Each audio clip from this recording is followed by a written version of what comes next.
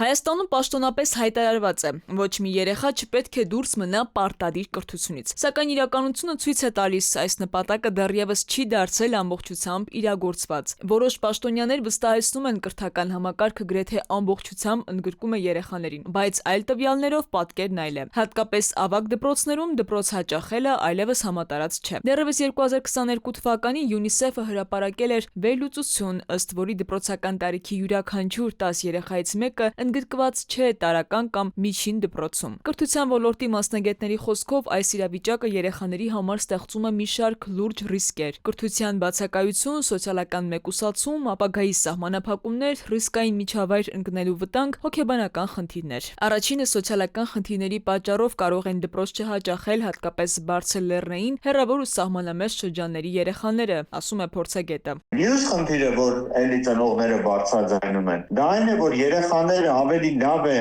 օգնեն ծնողներին աշխատանքի առումով, իրենց բառերն եմ ասում, հաց վաստակեն ընտանիքի համար, քան թե գնան դպրոցում սովորելու։ Փորձագետի խոսքով այս երեխաները օգնելով իրենց ծնողներին դպրոց գնում են հիմնականում միայն ձմռանը, երբ շատ գյուղատնտեսական կամ անասնապահական խնդիրներ չկան։ Մյուս խնդիրը, որը տարածված է բարձր դասարաններում, կրկնուսույցի մոտ գնալն է, որը առավել տարածված է քաղաքային բնակավայրերում։ Իսկ Վերաքննիչ պալատի անցյալ տարվա տվյալներով Հայաստանում դպրոցահասակ երեխաների 20%-ը դպրոց չի գնում։ Երեխայի իրավունքները միանշանակ խախտվում են, պնդում է փաստաբանն ու հավելում։ Օրենքով սահմանված է, որ անչափահասները կարող են ներգրավել աշխատանքներում, սակայն երեխաները մեծահասակ մարդկանց նման են աշխատում մարզերում, զրկվելով կրթություն ստանալու լիարժեք իրավունքից։ Միանշանակ թրաֆիկինգ որոշ դեպքերում կարող է դիտարկվել, որովհետև անչափահասը չունի այն ֆիզիկական հատկանիշները առնվազն, որպեսզի ծանր աշխատանք կատարի։ Փաստաբանն ասում է, օրենքի համաձայն նման դեպքերում խնամակալության մարմինները պարտավոր են միջամտել, սակայն գործնականում խնդիրները հաճախ մնում են չլուծված, մինչդեռ օրենքը հստակ է։ Յուրաքանչյուր երեխա ունի կրթություն ստանալու իրավունք,